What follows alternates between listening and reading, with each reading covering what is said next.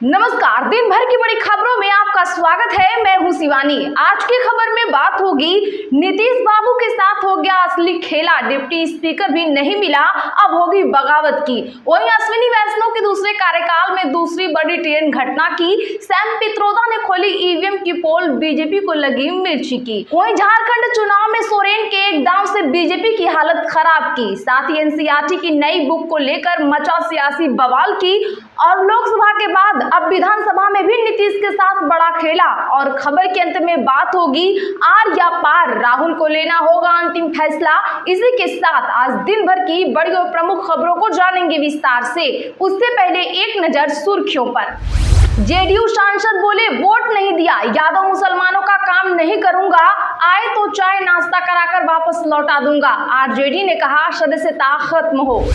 कौन बनेगा Lok Sabha speaker, TDP के बयान से कांग्रेस गठबंधन को मिला मौका, चला एक और दांव। महाराष्ट्र में सियासी हलचल, शरद पवार और जयंत पाटिल से मिला सीपीएम का प्रतिनिधिमंडल, कई मुद्दों पर हुई चर्चा। दार्जिलिंग में कंचनजंगा एक्सप्रेस से भिड़ी मालगाड़ी, 15 लोग चल बसे, 60 घायल। रेलवे ने कहा गुड्स ट्रेन के ड्राइवर ने सिग्नल की अनदेखी की। यौन शोषण केस में सीआईडी के सामने पेश हुए येदियुरप्पा, पूछताछ से पहले बोले राज्य के लोग परेशानी में हैं। कर्नाटक हाई कोर्ट ने गिरफ्तारी रोकी थी।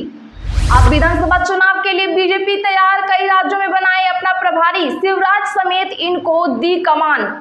जम्मू कश्मीर के बाद मणिपुर पर एक्शन की तैयारी, अमित शाह ने हाई लेवल मीटिंग बुलाई। एक साल बाद टूटी अमित शाह की नींद, 2023 से जारी बवाल में 200 से ज्यादा लोग मरे।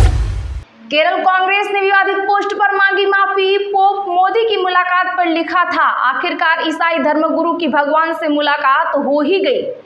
ईवीएम में गड़बड़ी हो सकती है, मैंने लंबी स्टडी की है, सैम पित्रोदा का फिर विवादित बयान आया सामने।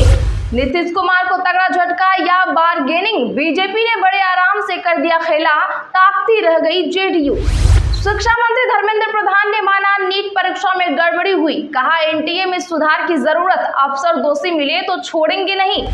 कांग्रेस बोली संसद परिसर में प्रेरणा स्थल का उद्घाटन मनमानी, स्वतंत्रता सेनानियों की अलग अलग रखी मूर्तियां यहां एक साथ लगाई गई, उपराष्ट्रपति ने किया उद्घाटन। बंगाल गवर्नर का बड़ा आदेश, कहा कोलकाता पुलिस राजभवन तुरंत खाली करे, गेट के पास बनी पुलिस चौकी को पब्लिक प्लेटफॉर्म बनाया जाएगा। राहुल गांधी के पास सिर्फ कल का ही एक दिन बाकी, रायबरेली और वायनाड में से न छोड़ी एक सीट तो जाएंगी दोनों। शशिकला ने राजनीति में दोबारा एंट्री का किया ऐलान, बोली एआईएडीएमके को पुनर्जीवित करूंगी, 2026 में तमिलनाडु में अम्मा की सरकार बनेगी। असम में राज्य कर्मचारियों को मुफ्त बिजली नहीं मिलेगी, सीएम शर्मा बोले वीआईपी संस्कृति खत्म कर रहे, 1 जुलाई से अपना बिल खुद भरेंगे। पानी के बहाने केजरीवाल पर निशाना, भाजपा और कांग्रेस बोली दिल्ली को चाहिए काम करने वाला सीएम। कांग्रेस नेता जयराम रमेश का एनसीईआरटी बुक पर बड़ा आरोप, कहा आरएसएस के मिलकर संविधान पर कर रही हमला। रेल घटना पर टीएमसी नेता के बकरीद वाले ट्वीट से क्यों भड़की भाजपा, दे डाली नसीहत। विधानसभा चुनाव से पहले सीएम सोरेन का बड़ा ऐलान, कहा 40,000 शिक्षकों की होगी नियुक्ति। उपचुनाव का बजा बिगुल, भाजपा और कांग्रेस ने प्रत्याशियों का किया ऐलान, देखिए किसे कहां से उतारा। चलिए अब जानते हैं बड़ी और प्रमुख खबरों को विस्तार से। उससे पहले प्लीज वीडियो को लाइक नहीं किया हो तो लाइक करें, खबर को आखिर तक जरूर देखें। जेडीयू सांसद बोले वोट नहीं दिया, यादव मुसलमानों का काम नहीं करूंगा, आए तो चाय नाश्ता कराकर वापस लौटा दूंगा। आरजेडी ने कहा सदस्यता खत्म हो। दरअसल बता दें कि बिहार के जेडीयू सांसद देवेश चंद्र ठाकुर लोकसभा चुनाव में कम वोट मिलने से नाराज हैं। उन्होंने सीतामढ़ी सीट से चुनाव जीता है। उन्होंने कहा अब ये यादव और मुसलमानों के लिए कोई काम नहीं करेंगे। यादव और मुसलमान समाज के लोग कोई काम करवाने आते हैं तो जरूर आए, लेकिन चाय नाश्ता कराकर वापस चले जाएं।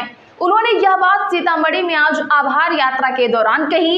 अब आरजेडी ने देवेश के बयान पर आपत्ति जताई है। बता दें कि पार्टी ने कहा कि ऐसे जनप्रतिनिधि की सदस्यता समाप्त कर देनी चाहिए। पूर्व सीएम राबड़ी देवी ने कहा है कि तो क्या वो केवल राजपूत के वोट से जीते हैं। कौन बनेगा लोकसभा स्पीकर, टीडीपी के बयान से कांग्रेस गठबंधन को मिला मौका, चला एक और दांव। जी हां, बता दें कि प्रधानमंत्री मोदी और उनके मंत्रिमंडल के शपथ ग्रहण समारोह के बाद लोकसभा सचिवालय की ओर से बताया गया है कि इस महीने की 26 तारीख को लोकसभा स्पीकर का चुनाव होना है, लेकिन सरकार गठन के एक सप्ताह बाद भी 18वीं लोकसभा के लिए स्पीकर पद को लेकर अटकलों का बाजार गर्म है। अभी तक यह स्पष्ट नहीं हो पाया है कि एनडीए गठबंधन का उम्मीदवार कौन होगा। सूत्रों के मुताबिक बीजेपी लोकसभा स्पीकर का पद अपने पास रखेगी, वहीं डिप्टी स्पीकर का पद बीजेपी अपने एनडीए सहयोगी दल को देगी। एनडीए में शामिल बिहार के मुख्यमंत्री नीतीश कुमार की पार्टी जदयू ने लोकसभा स्पीकर पद के लिए भाजपा का समर्थन किया है। हालांकि टीडीपी ने सुझाव दिया है कि एनडीए गठबंधन के सहयोगियों से चर्चा के बाद सर्वसम्मति से एक उम्मीदवार का नाम तय करना चाहिए। कहा जा रहा है कि डिप्टी स्पीकर का पद टीडीपी को दिया जा सकता है, तो इससे जेडीयू को बड़ा झटका लगा है। बता दें कि इंडिया ब्लॉक ने भी डिप्टी स्पीकर पद की मांग की है। आपको क्या लगता है ये पद किसको दिया जाएगा? कमेंट में जरूर बताएं। महाराष्ट्र में सियासी हलचल, शरद पवार और जयंत पाटिल से मिला सीपीएम का प्रतिनिधिमंडल, कई मुद्दों पर हुई चर्चा।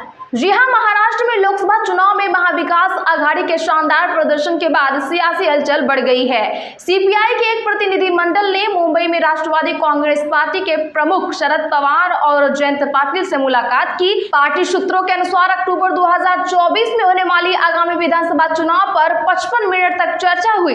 इसमें माकपा राज्य समिति द्वारा शॉर्टलिस्ट की गई 12 विधानसभा सीटों पर भी सकारात्मक प्रारंभिक बातचीत भी हुई। सीपीआई ने एक ज्ञापन भी लोकसभा चुनाव के बाद विधानसभा चुनाव के लिए बीजेपी तैयार, कई राज्यों में बनाए प्रभारी शिवराज समेत इनको सौंपी कमान। दरअसल लोकसभा चुनाव 2024 खत्म होते ही अब भाजपा ने विधानसभा चुनावों के लिए तैयारी शुरू कर दी है। महाराष्ट्र, हरियाणा, झारखंड और जम्मू कश्मीर राज्यों के लिए भाजपा ने चुनाव प्रभारी नियुक्त कर दिए हैं। आज पार्टी ने भूपेंद्र यादव को महाराष्ट्र का चुनाव प्रभारी घोषित किया है। इनके अलावा रेल मंत्री अश्विनी वैष्णव को सह प्रभारी बनाया गया है। वहीं हरियाणा की जिम्मेदारी शिक्षा मंत्री धर्मेंद्र प्रधान को मिली है और उनके साथ ही त्रिपुरा के पूर्व सीएम बिप्लब कुमार देव सह प्रभारी बनाए गए हैं। इसी साल अक्टूबर में इन दोनों राज्यों में विधानसभा चुनाव होने हैं। वहीं पार्टी ने झारखंड के लिए शिवराज सिंह चौहान को प्रभारी बनाया है। उनके साथ सह प्रभारी के तौर पर हेमंत बिस्वा शर्मा काम करेंगे। जी किशन रेड्डी को जम्मू कश्मीर का चुनाव प्रभारी नियुक्त किया गया है। हरियाणा और महाराष्ट्र में कुछ महीनों के अंदर ही चुनाव होने वाले हैं, तो झारखंड में भी अगले साल जनवरी तक इलेक्शन प्रस्तावित है। केरल कांग्रेस ने विवादित पोस्ट पर मांगी माफी। पोप और मोदी की मुलाकात पर लिखा था, आखिरकार ईसाई धर्मगुरु की भगवान से मुलाकात हो ही गई।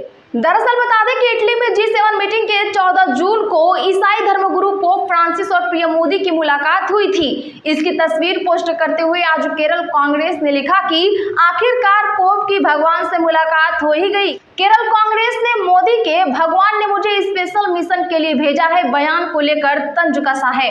अब भाजपा ने केरल कांग्रेस की पोस्ट को पीएम और पोप का अपमान बताया। विरोध बढ़ने पर केरल कांग्रेस ने आज ही पोस्ट डिलीट करते हुए माफी मांग ली।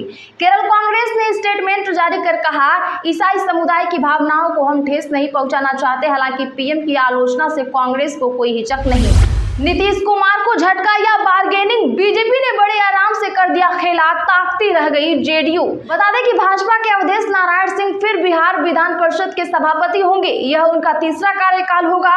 सभापति देवेश चंद्र ठाकुर के सांसद चुने जाने के कारण यह पद रिक्त है। ठाकुर ने 14 जून को सभापति पद से त्याग पत्र दिया था।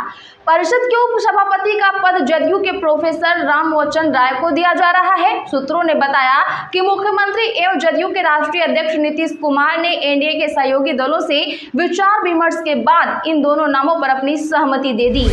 कांग्रेस बोली, संसद परिसर में प्रेरणा स्थल का उद्घाटन मनमानी, स्वतंत्रता सेनानियों की अलग अलग रखी मूर्तियां यहां एक साथ लगाई गई, उपराष्ट्रपति ने किया उद्घाटन। दरअसल बता दें कि राज्यसभा अध्यक्ष और उपराष्ट्रपति जगदीप धनखड़ ने आज संसद परिसर में प्रेरणा स्थल का उद्घाटन किया। प्रेरणा स्थल में सभी राष्ट्रीय प्रतीकों और स्वतंत्रता सेनानियों की मूर्तियां एक साथ रखी गई हैं, जो पहले परिसर में अलग अलग जगह रखी हुई थी।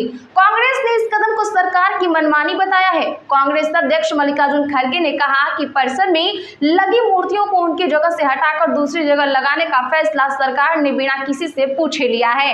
ऐसा करना संसद के नियमों और परंपराओं के खिलाफ है। ये लोकतंत्र का उल्लंघन है। राहुल गांधी के पास बस कल का ही ही दिन बाकी, रायबरेली और वायनाड में से न छोड़ी एक सीट तो जाएंगी दोनों सीटें। जी हां, बता दें कि कांग्रेस के नेता राहुल गांधी के लिए फैसले की घड़ी अब सिर पर लटक रही है। उनके पास अब कल का ही दिन बाकी है। उन्हें रायबरेली और वायनाड में से एक सीट को चुनना होगा। दरअसल राहुल गांधी रायबरेली और वायनाड दोनों सीटों से जीते हैं। रायबरेली से 3,90,000 वोट और वायनाड से 3,64,000 मतों से वह जीते हैं। नियम के अनुसार राहुल गांधी को रायबरेली और वायनाड में से किसी एक सीट को छोड़ना होगा।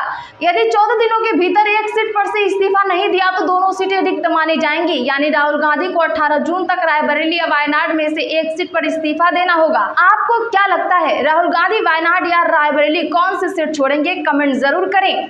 इसी के साथ आज की बड़ी खबरों में फिलहाल इतना ही। खबरें अच्छी लगी हैं तो वीडियो को लाइक करें, इसे ज्यादा से ज्यादा लोगों में शेयर करें। चैनल पर नए हो तो चैनल को भी सब्सक्राइब कर बगल में घंटी के निशान को जरूर दबा लें।